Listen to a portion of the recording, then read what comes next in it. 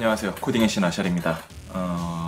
이번 책 모임, 2월 책 모임 책 소개 영상을 안 찍었는데 늦게라도 좀 만들려고요. 리팩토링이라는 책이고요. 요새는 리팩터링이라는 번역어를 훨씬 많이 썼던 것 같은데 아주 예전에 나왔던 번역이 리팩토링이라고 나와서 리팩토링이라고 되어 있죠. 번역은 완전히 새로 된 거예요. 전이랑 번역한 사람도 다르고요. 개인적으로는 예전 번역을 훨씬 좋아하고 예전 편집을 훨씬 좋아해요. 예를 들어서 1장 보신 분들은 아시겠지만 뭐 오른쪽 왼쪽 얘기하는데 새 책은 오른쪽 왼쪽 구분 없이 하고 있고요. 예전 책은 오른쪽 왼쪽 구분이 있어요. 어쨌든 앞에 보면은 요새 책은 프로그램의 가치를 높이는 코드 정리 기술이라고 되어 있는데 굉장히 큰 오해를 살 수 있는 표현이고요. 이게 맞죠? 나쁜 디자인의 코드를 좋은 디자인으로 바꾸는 방법. 뭐 서문 보신 분은 아시겠지만 켄트백 익스트림 프로그램을 만드는 크라이슬러에서 그 프로젝트 했을 때 그때 그 마틴 파울러가 이미 먼저 있었고 뭐 그 얘기들을 하죠. 익스트림 프로그래밍이 용어를 중간에 몇 개를 바꾸는데 프랙티스들의 용어를 몇 개 바꾸는데 그 중에 대표적인 게 리팩토링은 이제 그 지속적인 그 디자인 개선, 그러니까 설계 개선이라고 표현을 바꾸거든요. 뭐 리팩토링을 설명하는 것도 사실은 지속적인 설계 개선이고요. 코드와 설계의 관계는 거의 그 아예 같은 개념이거나 또는 일치를 해야죠. 그게 불일치할 경우에 굉장히 큰 문제라고 하고, 그래서 뭐 설계 문서들은 항상 코드가 바뀔 때마다 같이 업데이트해야 된다 뭐 그런 얘기를 하기도 하죠. 예전에 보면은 엉클밥 아저씨 절판된 책인데 소프트웨어 개발의 지혜라는 굉장히 중요한 책이 있거든요. 이 책 같은 경우에는 객체 지향의 5가지 원칙을 얘기를 해요. 그 다음에 거기에 있는 5가지 원칙의 첫 글자를 따서 우리 솔리드라고 하는 거 하죠. 여기서는 이제 솔리드는 아니고 순서가 그 I랑 T가 아마 반대일 텐데 어쨌든 뭐 굉장히 저 중요한 책에서 마지막에 보면은 그 어떤 분이 썼더라? 하여튼 지금도 온라인에서 찾으면 영어로 된 거 볼 수 있는데요. 소프트웨어 공학에서의 설계란 무엇인가 해서 코드가 곧 설계다라는 뭐 그런 얘기를 해요. 어쨌든 이 디자인을 계속해서 개선하는 거에 대해서 얘기를 하는데 뭐 지난번에 디자인 패턴 했을 때랑 똑같죠. 이것도 카탈로그로 되어 있고 뒤에 있는 카탈로그가 굉장히 중요하고 이 새 책에는 없는데 리팩토링 카탈로그 목록 쫙 있고 뒤에 가면은 코드 스멜, 그러니까 그 악취, 이 새 번역에서는 뭐라고 했더라? 이거를 구린내라고 했던가? 하여튼 뭐 그런데 악취죠. 예전 거에서는 그냥 냄새라고만 했었나? 근데 저는 뭐 구린내가 순 우리말이라서 택한 것 같긴 한데 이렇게 좀 와닿는 느낌은 아니더라고요. 개인적으로는 악취란 말을 굉장히 선호해요. 어쨌든 저는 개인적으로 좀 예전 번역을 훨씬 더 좋아하긴 하는데요. 뭐 예를 들어서 조건문을 다양성으로 바꾸고 뭐 그런 얘기들이 있는데 이 책 같은 경우는 다양성이 아니라 재정의로 했던가 뭐 그래요. 원문은 어떻게 되는지 모르겠는데 재정의라고만 해놓으면 굉장히 좀 와닿지 않을 수 있는 그런 게 있어서요. 이런 거는 좀 용어 선택하는 거에서 그 번역하는 사람들의 고집이나 이런 부분들이 좀 같이 들어가는 거라서, 근데 저는 좀 이해하기 쉬운 책을 만드는 게 포인트가 아닌가라고 저는 믿고 있기 때문에요.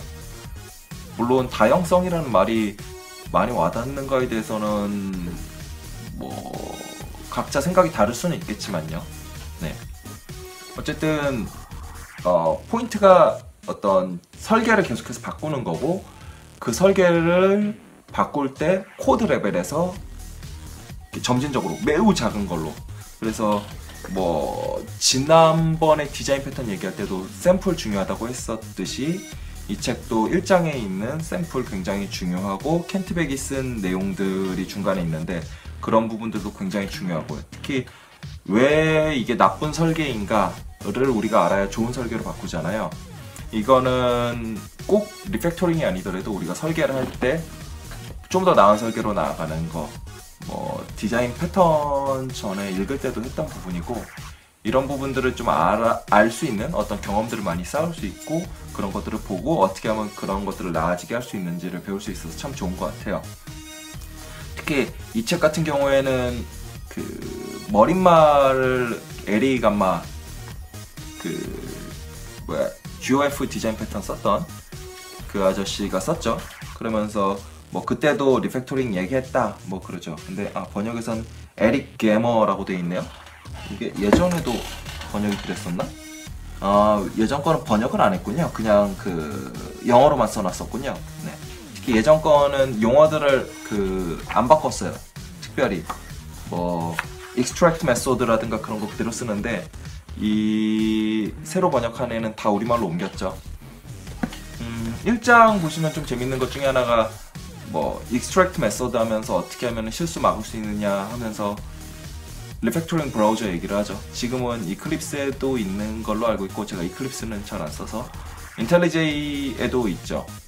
그래서 뭐 extract method라든가 뭐 inline이라든가 이런 굉장히 초보적인 것들은 아주 간단하게 할 수 있죠. 물론 뒤로 가면은 단순하게 리팩토링이라고, 그러니까 어떤 리팩토링 브라우저로 할 수 있는 것들을 넘어선 것들이 있기는 하죠. 뭐 예를 들어서 가장 기본적인 것 중에 하나가 뭐 조건문을 뭐 다양성으로 바꾼다든가 하는 부분들이 있고, 그러면서 이제 굉장히 강력한 것 중에 하나가 널 오브젝트 같은 게 있는데, 이런 거는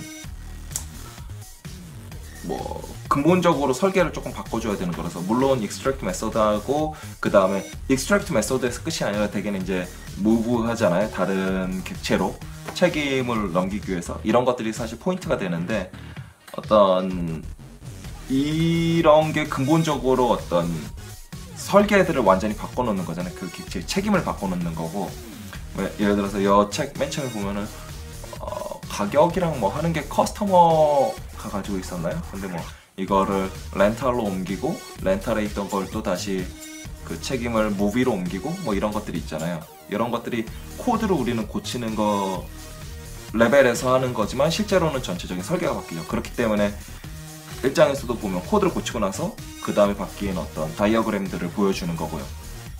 이런 설계를 근본적으로 바꾸는 게 핵심이니까요. 만약에 리팩토링을 한다고 하면서 코드를 조금 고치는 데만 집중을 하고 큰 그림을 보지 못한다면은 문제가 되겠죠. 뭐 리팩토링 할 때마다 뭔가 그림을 그려야 되는 건 아니지만, 뭔가 UML 다이어그램을 그리고 하는 게 포인트는 아니라는 거죠.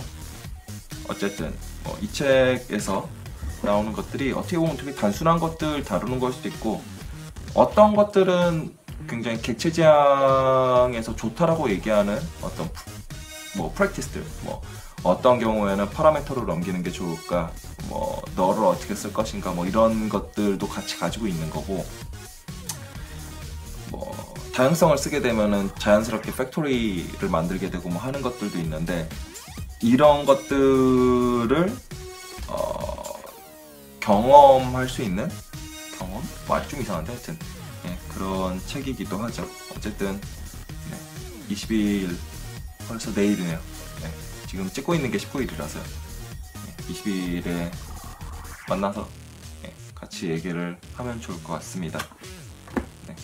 그러면은 영상을 계속 못 찍어서 다음에는 좀 일찍 찍어야겠네요. 그럼 여러분 내일 봬요.